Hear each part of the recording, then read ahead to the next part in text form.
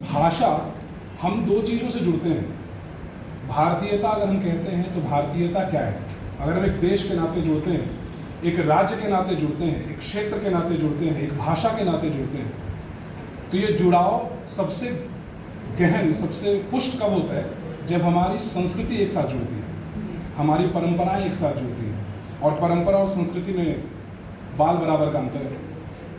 परंपरा वो है जो हम सदियों से जिन क्रियाकलापों की पुनरावृत्ति करते आ रहे हैं, और उन परंपराओं में जब किसी भाषा विशेष का समावेश हो जाता है, उसे संस्कृति कहने लगते हैं। तो संस्कृति को बचाना है, जिस संस्कृति पर हम गौरव करते हैं, 13,000 साल पुरानी हमारी वैदिक सनातन संस्कृति, अगर उसे बचाना चाहते हैं, और यहाँ सनातन का अर्थ किसी धर्म विशेष से नहीं है, ये भारतीयता की संस्कृति है, तो हमें हिंदी को बचाना होगा। और अगर हिंदी को बचाना है, अगर हिंदी पर हम गर्व करना चाहते हैं, तो हिंदी को रोजगार की भाषा, जीविकोपार्जन की भाषा बनानी होगी।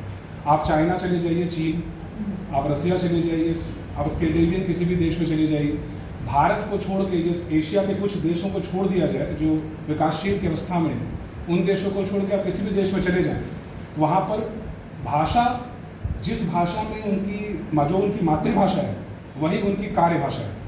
हमारी मातृभाषा खोरठा है, हम शिष्टता में हिंदी बात बोलते हैं, और हम कार्यशैली में इंग्लिश में बात करना चाहते हैं। हमारे यहाँ जो ये विरोधाभास है, इसकी वजह से कई भाषाएं हमारी हाशिए पे खड़ी हैं। 32 जनजातियों वाला हमारा राज्य, जहाँ पर 32 विशेष रूप से लगभग 32 जनजातीय बोलियाँ बोली जाती हैं, उनमें से हमें एक भी पता नहीं है, मुझे तो नहीं पता है। थोड़ी बहुत मुंडारी आती है, थोड़ी बहुत संथाली आती है, वो भी शोध कार्यों में जब जाता हूँ उसके लिए करना पड़ता है।